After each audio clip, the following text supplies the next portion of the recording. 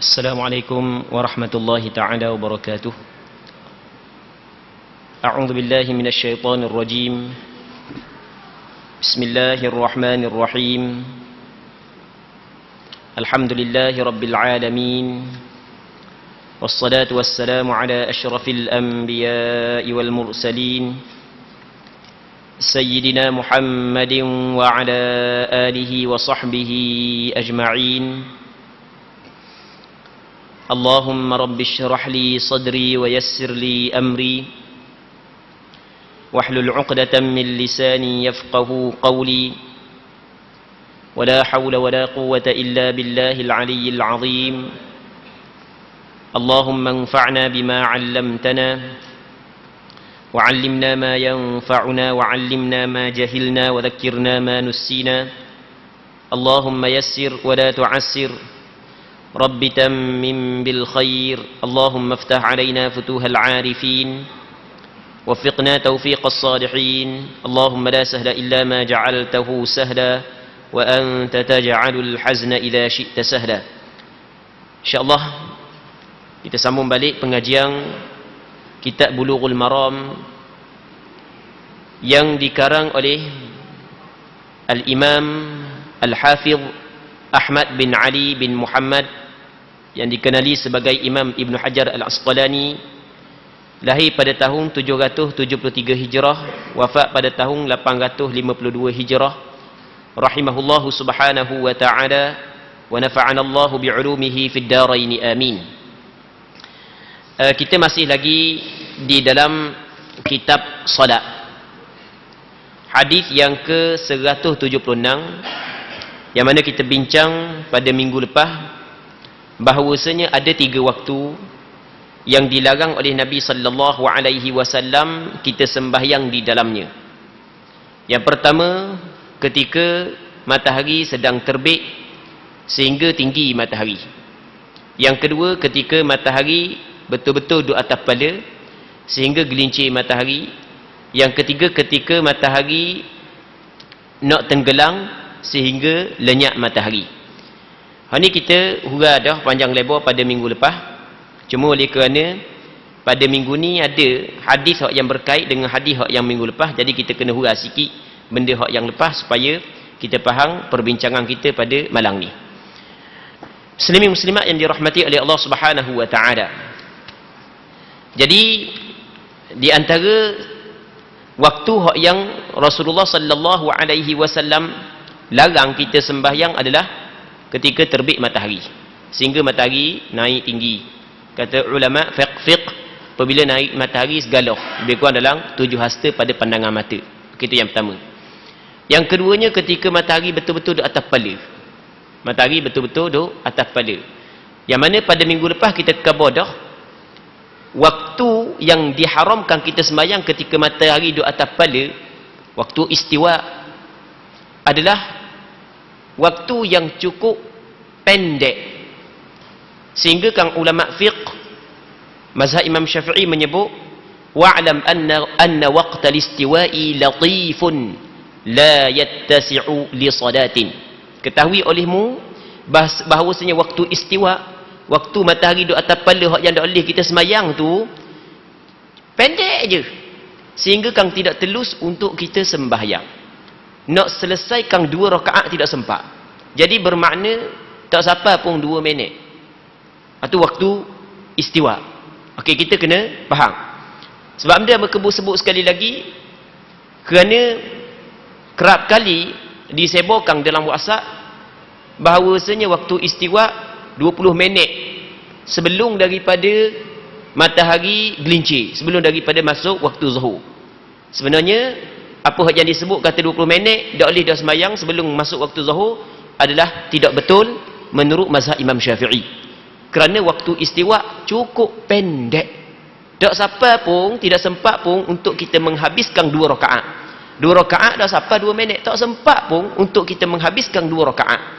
Masuk waktu istiwa, tak boleh dah kita sembahyang. Apabila lepas daripada waktu istiwa, boleh kita sembahyang. Sebelum daripada waktu istiwa, boleh kita sembahyang. Okey, 2. Yang ketiganya, ketika matahari tenggelam, matahari terbenam matahari nak tergelam sehinggalah matahari terbenam, tak boleh kita sembahyang. Dan sembahyang yang tidak boleh kita huraikan panjang lebar dah pada minggu lepas. Bukan semua sembahyang, bukan ada sembahyang yang tertentu yang masih lagi boleh kita sembahyang. Di antara dalilnya hadis pada minggu lepas kita ada baca satu hadis, kata Nabi sallallahu alaihi wasallam, man adraka rak'atan minas subhi qabla an tatlu'a asy-syamsu faqad adraka as-subha. Sesiapa yang dapat satu rakaat daripada sembahyang subuh sebelum terbit matahari, sebelum terbit matahari dia dang satu rakaat, jadi bermakna satu rakaat lagi ketika matahari terbit. Itu maksud daripada hadis. Maka kata Rasulullah, maka sesungguhnya dia dang sembahyang subuh. Begitu juga kata Rasulullah, waman adraka rak'atan minal asri qabla an taghruba asy-syamsu faqad adraka al-asra. Sesiapa yang sempat satu rakaat daripada sembahyang asar sebelum terbenam matahari, maka dia dang sembahyang asar tersebut. Jadi bermakna 3 rakaat lagi lepas daripada terbenam. Jadi tidak menjadi masalah. Sembahyang subuh dilakukan ketika tu, sembahyang asar dilakukan ketika matahari terbenam. Jadi sebagaimana perbincangan minggu lepas yang kita bincang panjang lebar sembahyang mana boleh, sembahyang mana tak boleh, begitu juga kita kena letak dalam masalah ni. Kata dia, wal hukmu tsani 'inda Syafi'i min hadits Abi Hurairah bi sanadin dha'if wa zada illa yaumal jumu'ah. Maksud dia berkenaan dengan waktu yang kedua menurut riwayat Imam Syafi'i melalui jalur sanad Abu Hurairah radhiyallahu taala an, tapi sanad dia adalah sanad yang lemah, ditambahkan kecuali pada hari Jumaat. Jadi hak yang kata tak boleh saat ni itu adalah pada hari lain, manakala hari Jumaat tidak menjadi masalah. Jadi di sana ada hadis yang diriwayat oleh Imam Syafi'i tapi dengan sanad yang dhaif, bahawasanya keharaman tersebut ada pengecualian, iaitu dikecualikan pada hari Jumaat. Cuma hadis yang mengecualikan hari Jumaat sebenarnya adalah hadis dhaif. Sebenarnya adalah hadis dhaif. Walaupun hadis dhaif, namun dalam mazhab Imam Syafi'i, kita kena faham mazhab Imam Syafi'i, dia kata lagu mana? Dia kata hak yang dikatakan tak boleh sembahyang ketika matahari duduk atas kepala selain pada hari Jumaat. Hari Jumaat tak ada masalah. Hari Jumaat boleh kita sembahyang walaupun matahari duduk betul-betul atas kepala. Bukanlah bermaksud mazhab Imam Syafi'i bersandarkan kepada hadis ni, bukan. Bukan mazhab Imam Syafi'i bersandarkan kepada hadis yang lain yang diriwayat oleh Imam Bukhari dalam kitab sahihnya, yang mana Nabi sallallahu alaihi wasallam menyebut, la yaghtasilu rajulun yaumal jum'ah, tidak mandi seorang pada hari Jumaat. Lepas tu dia pakai wangi-wangian, lepas tu dia ambil bau-bauan, lepas tu dia letak minyak, lepas tu dia pergi awal di masjid, dia sembahyang apa hak yang telah ditetapkan kepadanya. Lepas tu sehingga tu imam tu baru dia diam. Jadi maksudnya dalam hadis tersebut, apabila pada hari Jumaat disunatkan kita pergi awal, lepas tu sunat kita duduk masjid, kita sembahyang. Sunat kita sembahyang. Sehingga apabila tu imam naik mimbar, tu imam naik mimbar ketika matahari gelincir masuk waktu Jumaat, waktu Zuhur. Baik, jadi bermakna ada sembahyang sebelum tu imam keluar ke mimbar. Jadi bermakna ketika matahari dah terpala ada sembahyang, berpandukan kepada hadis tersebut. Sebab itulah mazhab Imam Syafi'i kata ada pengecualian pada hari Jumaat. Okey, kita kabur sekali lagi ya. Jadi memang tak boleh kita sembahyang masa matahari duduk atas kepala, melainkan pada hari Jumaat tak ada masalah. Hari Jumaat dikecualikan kerana di sana ada hadis yang Rasulullah menggalakkan kepada kita mari awal ke masjid, lepas tu buat benda mari awal duduk nengung tidur, kang sembahyang sehingga tu imam tubik untuk berkhutbah. Okey, boleh faham kan? Okey, itu sandaran pandangan mazhab Imam Syafi'i. Dan pandangan ni disokong oleh Syekh Ibn Taymiyah, walaupun Syekh Ibn Taymiyah bermazhab Hanbali. Mazhab Hanbali tak boleh. Okey, tapi oleh kerana dia tengok daripada sudut dalil kuat mazhab Imam Syafi'i, dia cenderung dalam masalah ni sama dengan pandangan mazhab Imam Syafi'i. Muslimin muslimat yang dirahmati oleh Allah Subhanahu wa taala. Katanya wa kadza li Abi Daud an Abi Qatadah nahwu. Demikian pula perkara yang sama telah disebutkan oleh Imam Abu Daud melalui Abu Qatadah. Jadi di sana ada hadis yang sama yang diriwayat oleh Imam Abu Daud, cuma daripada perawi seorang sahabat Rasulullah yang dikenali sebagai Abi Qatadah. Okay, habis itu. Seterusnya, wa an Jubair bin Mut'im radhiyallahu anhu qala Rasulullah sallallahu alaihi wasallam, ya bani Abdi Manaf, la tamna'u ahadan tafa bihadha al-bait wa shalla ayyata sa'atin sha'a min laylin aw nahar. Rawahu al-khamsah wa sahhahahu at-Tirmidzi wa Ibn Hibban. Daripada Jubair bin Mut'im radhiyallahu anhu, seorang sahabat Rasulullah sallallahu alaihi wasallam. Jubair bin Mut'im, seorang sahabat Rasulullah. Tak silap ingat, dia ni daripada Bani Naufal. Dia daripada Bani Naufal. Dia nanti kita cerita ni. Dia telah menceritakan bahawa Rasulullah sallallahu alaihi wasallam pernah bersabda, "Hei Bani Abdi Manaf." Rasul kata, "Hei anak cucu Abdi Manaf." Siapa Abdi Manaf? Abdi Manaf ni toki Rasulullah. Toki yang keempat. Rasulullah Muhammad bin Abdullah bin Abdul Muttalib bin Hashim bin Abdi Manaf. Muhammad bin Abdullah bin Abdul Muttalib bin Hashim bin Abdi Manaf. Toki yang ketiga. Toki Rasulullah yang ketiga. Muhammad anak lelaki kepada Abdullah, Abdullah anak lelaki kepada Abdul Muttalib, Abdul Muttalib anak lelaki kepada Hashim, Hashim anak lelaki kepada Abdi Manaf. Baik. Jadi toki Rasulullah yang ketiga. Jadi dia Abdi Manaf.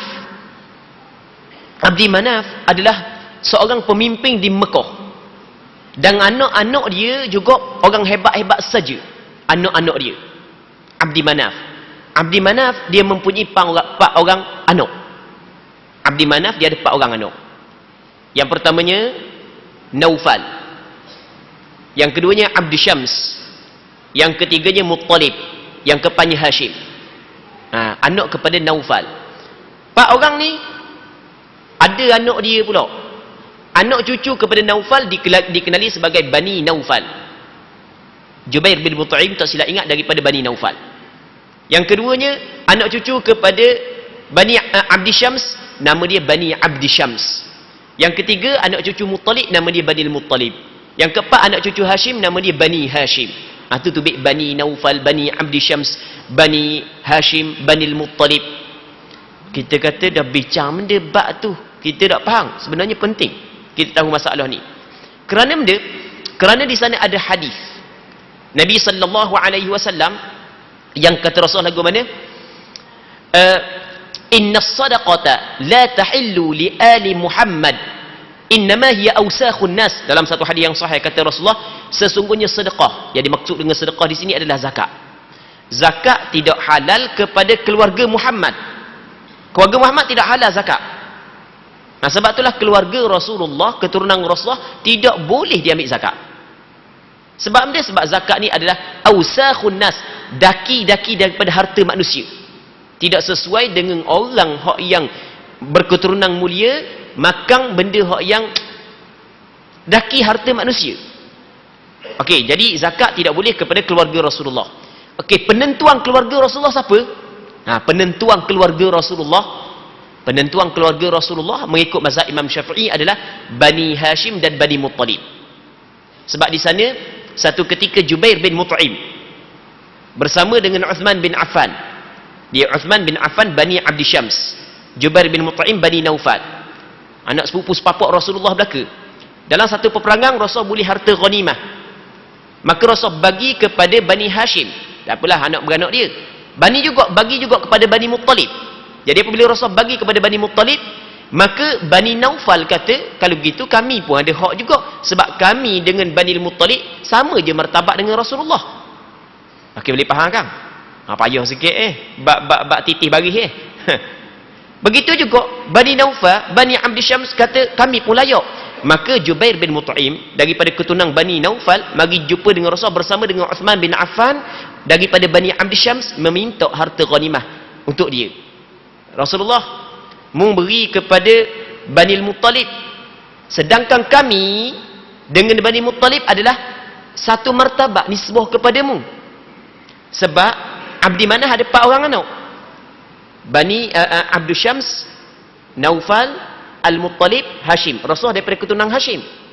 Lepas tu keturunan Muttalib Rasulullah bagi. Jadi bermakna keturunan Naufal dengan keturunan Abdi Syams layak juga ah. Itu hak yang difaham oleh Jubair bin Mut'im. Itu hak yang difaham oleh Uthman bin Affan radhiyallahu anhuma. Kata Rasulullah sallallahu alaihi wasallam, "Innama Banul Muttalib wa Banu Hashim syai'un wahid."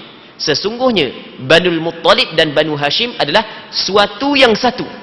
Kerana mereka ni sering bergabung membantu di antara satu sama lain sebelum kedatangan Islam sehingga selepas daripada kedatangan Islam. Maka berpandu kepada hadis ni, mazhab Imam Syafi'i berpandangan kalau sebut kata keluarga Rasulullah, maka ia adalah Bani Hashim dan Bani Muttalib. Kita fahamlah apabila kita faham titih barih Rasulullah, semua sekali kita faham siapa yang dikenali sebagai Bani Hashim, siapa yang dikenali sebagai Bani Al-Muttalib. Jadi oleh kerana anak cucu Abdi Manaf menguasai Mekah, dia menjadi pemimpin, maka pemimpin dia hak yang meletakkan undang-undang. Kita yang melantik pemimpin, rakyat yang melantikkan pemimpin. Kedok. Itu kan kita. Tak tahulah takut orang masjid ni hamba melantik pemimpin sebab hamba ngundi. Kita yang melantikkan pemimpin. Tapi hak yang meletakkan undang-undang atas kepala kita, pemimpin pula. Betul tak gitu? Okey, begitu juga pemimpin hak yang meletakkan peraturan. Oleh kerana anak cucu kepada Bani Abdi Manaf, dia adalah pemimpin, maka dia meletakkan peraturan di Mekah. Peraturan gini. Baik. Maka Rasulullah khabar kepada anak cucu Abdi Manaf. Benda kata Rasulullah, "Wahai anak cucu kepada Abdi Manaf, janganlah kamu melarang seseorang tawaf dan solat di Baitullah ini di waktu bila pun yang disukainya." Kalau orang tu duduk Masjidil Haram, jangan menghalang. Dia nak tawaf, nak semayang, bila-bila mana masa dia nak pun, tak kira. Ikutlah, pagi, petang, tengah malam, siang, apa semua sekali, jangan larang. Baik. Okey, hadis ni, baik malam mahupun siang hari. Hadis ni diriwayat oleh 5 orang ulama hadis. Dan hadis ni dinilai sahih oleh Imam Tirmizi dan Imam Ibn Hibban. Dan memang hadis ni adalah hadis yang sahih. Maka ulama mazhab Imam Syafi'i mengambil hadis ni menjadi sandaran bahawasanya hak yang kata 5 waktu tak boleh nak semayang selepas daripadanya tu, 5 waktu tu adalah selain daripada Mekah, selain daripada tanah haram Mekah. Adapun di Mekah boleh semayang, tak ada waktu tahrim di Mekah. Masa matahari nak terbit, boleh kita semayang. Masa matahari tergelam, boleh kita semayang. Masa matahari duk terpala pun boleh kita semayang.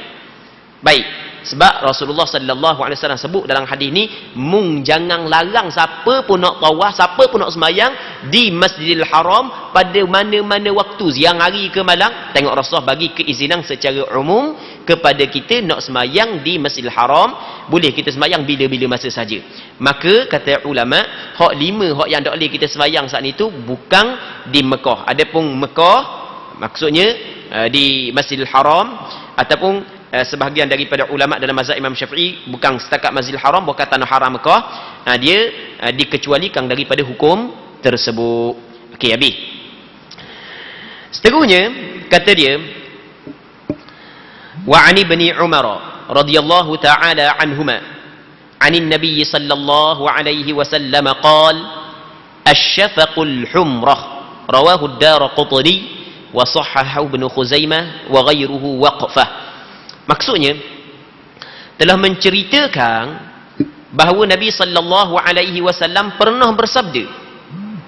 Benda kata Rasulullah iaitu asy-syafaqu, perkataan syafaq ni ia memberi maksud adalah al-humrah, maksudnya cahaya merah selepas daripada matahari tenggelam.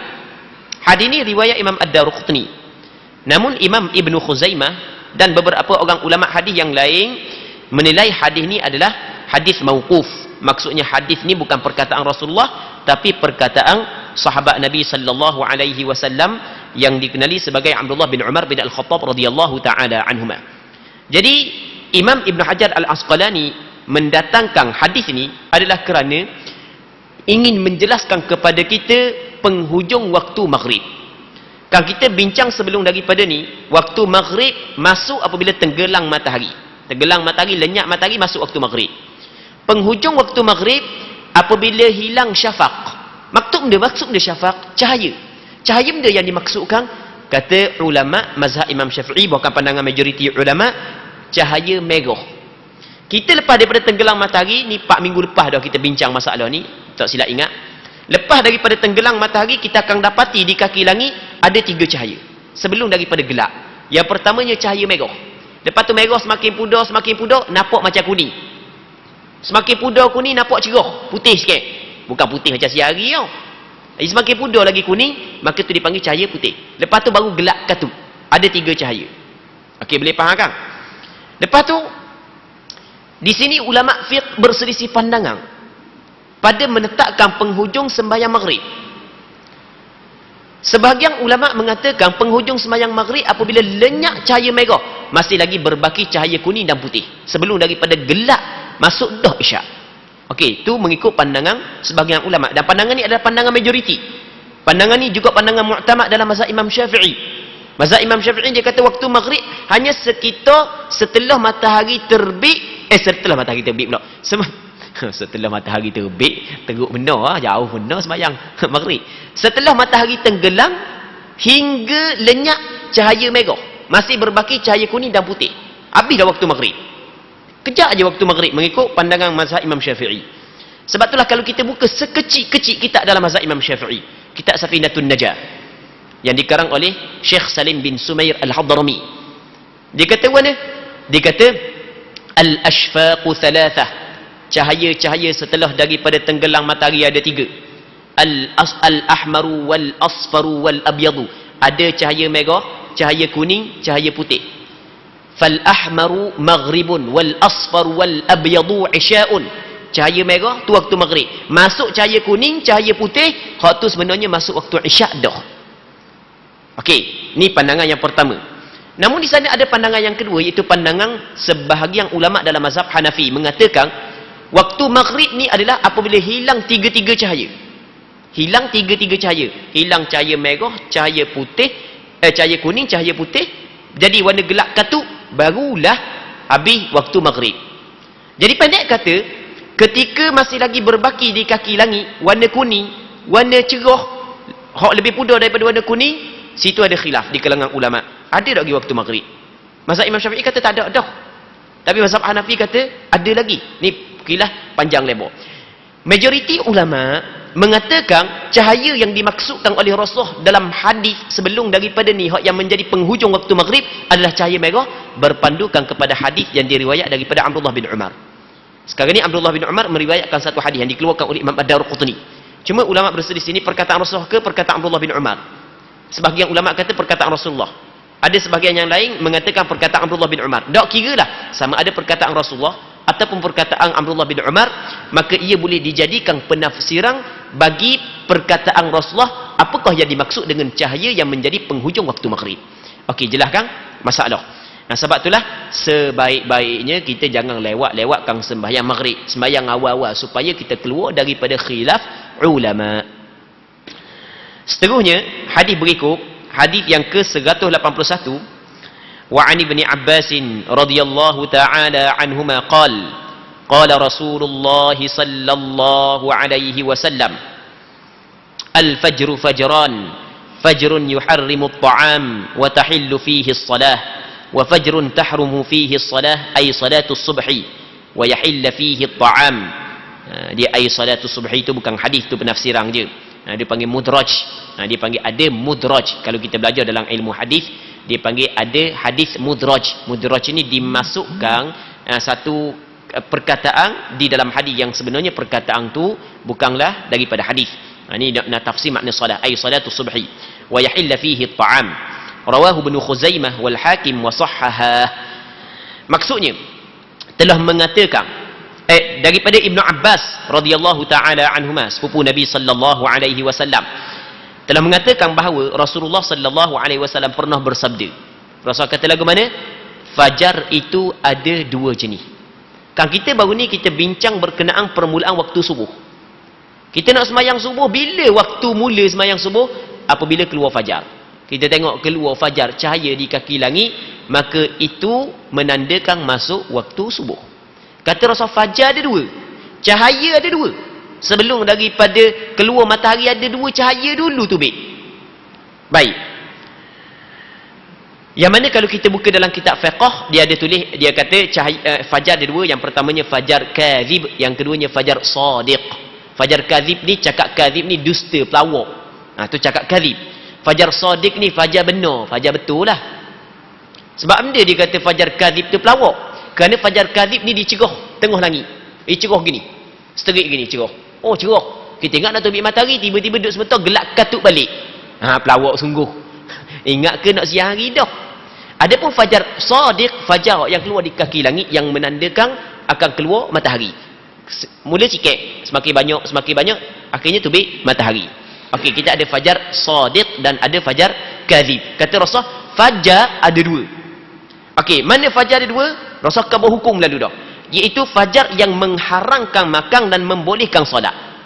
Di sana ada fajar, apabila keluar fajar tu tak boleh dah kita makan. Semayang boleh. Semayang di sini maksudnya semayang subuh. Maksudnya masuk dah waktu subuh. Tu dipanggil fajar shadiq. Keluar fajar kaki langit, maka boleh dah kita semayang. Makan tak boleh. Tapi bukan tak boleh belaka. Tak boleh bagi orang puasa. Orang puasa tak boleh makan keluar fajar. Mana boleh makan keluar fajar? Sebab keluar fajar tu adalah permulaan puasa. Okey, boleh faham kan? Baik. Lepas tu kata Rasulullah, yang keduanya, iaitu fajar yang mengharamkan makan dan membolehkan solat. Solat di sini adalah solat subuh. Kemudian fajar yang mengharamkan solat. Ada fajar, tak boleh lagi sembahyang. Haram kita sembahyang sebab dah masuk waktu lagi. Kena ingat, sebelum daripada masuk waktu kita nak sembahyang dah tak boleh. Kalau sengaja, kalau tak sengaja nak buat mana? Bangun tu tengok jam, masuk dah. Ambil sembahyang. Tiba-tiba sudah sembahyang, tengok kita pun mana tak gerak jam. Kocok juga, kocok. Buka handset lah, dah masuk waktu lagi. Tu tak ada masalah. Dimaafkan sebab kita tak sengaja. Hak sengaja sembahyang sebelum daripada masuk waktu, tahu dah tak masuk waktu lagi.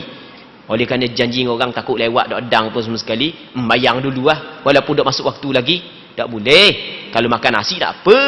Tak masuk waktu pergi bahang dulu, ada masalah. Kalau tak puasa kau, sembahyang jangan buat gitu. Dia ada waktu-waktu dia. Baik. Jadi kata Rasulullah, ada fajar hak yang haram sembahyang. Maksudnya sembahyang subuh tak boleh lagi. Tapi dan menghalalkan makan. Teka tu boleh makan lagi. Makan boleh lagi. Sebab fajar kadzib bukanlah fajar yang mengharamkan kita makan. Keluar fajar kadzib, boleh lagi kita makan. Hak dah boleh kita makan apabila keluar fajar shadiq. Baik. Hadis ni diriwayat oleh Imam Ibn Khuzaimah. Dan ada beberapa orang ulama hadis yang lain meriwayatkan hadis ni. Dan hadis ni dinilai sahih oleh Imam Hakim. Hadis ni dinilai sahih oleh Imam Ibn. Hadis ni diriwayat oleh Imam Ibn Khuzaimah dan Imam Hakim. Dan kedua-dua ulama hadis ni menilai hadis ni sebagai hadis sahih. Dan hadis ni memang hadis sahih sebagaimana dinilai oleh ulama-ulama hadis yang lain. Baik. Ni ada panjang sikit kalau kita nak bincang hadis ni ya. Kita nak tarik sikit masalah hak lain. Walaupun kita lepas lama dah puasa, lepas lama pun tak lama dah nak puasa pula. Lebih kurang 100 hari lagi. Tak lama dah kita nak puasa sebenarnya ni. Okey, kita nak bincang sikit berkenaan dengan hadis ni. Muslimin muslimat yang dirahmati oleh Allah Subhanahu wa taala. Hadis ni menjadi dalil kepada pandangan majoriti ulama, termasuk pandangan mu'tamad dalam mazhab Imam Syafi'i, bahawasanya apabila tok bilabang yang menandakan masuk waktu subuh berpandukan kepada keluar fajar, sedangkan kita sedang bersahur, tak boleh kita nak perhabis makanan hak duk dalam pinggang. Bukan dalam mazhab Imam Syafi'i, hak duk dalam mulut kita kena kehek. Okey, boleh faham? Sandaran dia di antaranya adalah hadis ni. Okey, sekarang ni kita kena cerita panjang lebar sikit. Baik. Kita sekarang ni kita tengah sahur, makan.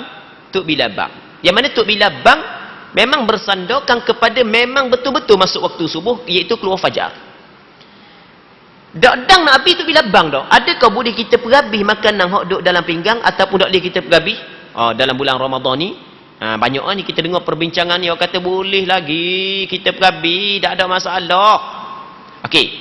Nanti insya-Allah kita akan cuba bincang secara ringkas lah, kali nak panjang lebar. Masa dak-dang dah. Baik. Okey.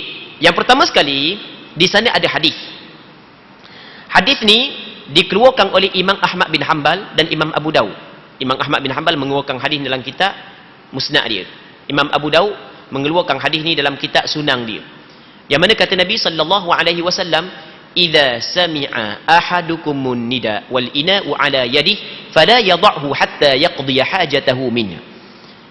Kata Rasulullah, apabila seorang di kalangan kamu dia dengar orang bang subuh, orang bang, sedangkan bekah masih berada di tangan dia, tengah makan nasi, tengah duk minum air, maka kata Rasulullah, "Fala yadh'hu," maka jangan diletaklah bekah tersebut, jangan tinggal, hatta yaqdi hajatahu min, sehingga dia tunaikan, selesaikan hajat dia, keinginan dia daripada bekah tersebut. Perhabis makan, perhabis minum. Okey, ada hadis yang diriwayat oleh Imam Ahmad bin Hanbal, Imam Abu Daud. Okey, yang pertama ada hadis. Hadis ni daripada sudut penilaian ulama hadis, sebenarnya ulama hadis berselisih pandangan. Ada sebahagian ulama hadis mengatakan hadis ni dhaif. Namun majoriti ramai ulama hadis mengatakan hadis ni sahih. Okey, kita ambil pandangan yang mengatakan sahih. Sebab ramai ulama yang mengatakan sahih. Hadis ni adalah hadis sahih. Jadi di sana ada hadis sahih yang diriwayat oleh Imam Ahmad bin Hanbal dan Imam Abu Daud, bahawasanya Nabi sallallahu alaihi wasallam bersabda, apabila seorang di kalangan kamu mendengar orang bang subuh sedangkan dia tengah bersahur, maka jangan diletak makanan tersebut, melainkan dia kena perhabis dulu. Okey, jangan letak makanan, melainkan kena perhabis dulu. Okey, pada zahirnya kalau kita tengah makan, maka orang bang, maka kita boleh perhabis. Kita tengah minum, orang bang, maka boleh kita perhabis. Tapi kalau kita dok makan lagi, dok minum lagi, orang bang, tak boleh kita pergi kau. Ini salah. Ini sepakat ulama kata tak boleh. Bunyi orang bang, pergi kau kejap-kejap, dang orang bang. Tak boleh. Sebab Rasul kata, wal ina'u ala yadih. Mesti bekas berada di tangan dia dah. Jadi kalau baru nak pergi letak, tak boleh. Okey, boleh faham kan? Sekarang ni yang ada di tangan, ni yang kita nak bincang. Baik. Ada sebahagian daripada ulama berpandangan, kalau orang bang subuh bekas masih lagi ada tangan, kita dah habis pergi makan, boleh perhabis makanan walaupun orang selesai dah bang, sebab kita tengah makan. Tapi pandangan ni adalah pandangan minoriti, pandangan segelintir ulama, bukan pandangan majoriti. Pandangan majoriti kata tak boleh. Di antara dalilnya hadis yang kita baca saat ni, hadis yang diriwayatkan oleh Imam Ibnu Khuzaimah, Imam Hakim An-Naisaburi, yang mana hadis ini adalah hadis sahih. Kata Rasul, al-fajru fajran, fajar ada dua. Yang pertamanya fajar yang halal sembahyang tapi haram makan. Yang keduanya fajar yang benda tak boleh sembahyang, boleh makan. Jadi Rasul kata kalau tubik fajar yang menandakan masuk waktu subuh, haram dah makan. Okey, ni di antara dalilnya. Baik, dalil yang kedua, ayat Quran.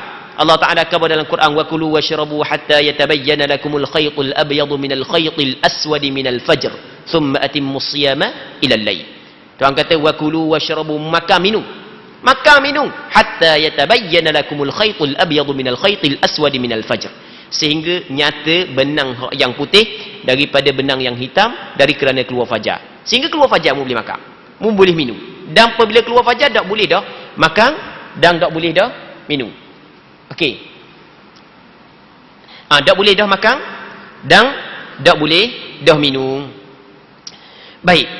Jadi berpandukan kepada dalil-dalil tersebut, majoriti ulama kata bila bang yang menandakan masuk waktu subuh berpandukan kepada keluar fajar, tak boleh dah kita makan. Kalau bekas duduk tengah kita makan, kena tak tepi, tak boleh nak telang. Hak ada dalam mulut dia nak telang dah.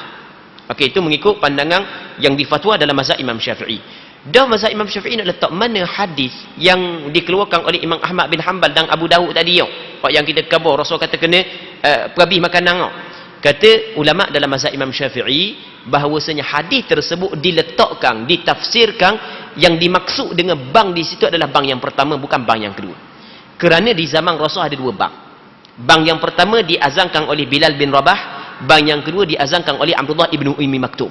Di sana ada hadis yang diriwayat oleh Imam Bukhari dan Muslim dalam kitab sahih bagi keduanya. Kata Nabi sallallahu alaihi wasallam, inna bilalan yu'adzinu bilailin, sesungguhnya Bilal dia bang di tengah malam, masih lagi waktu malam.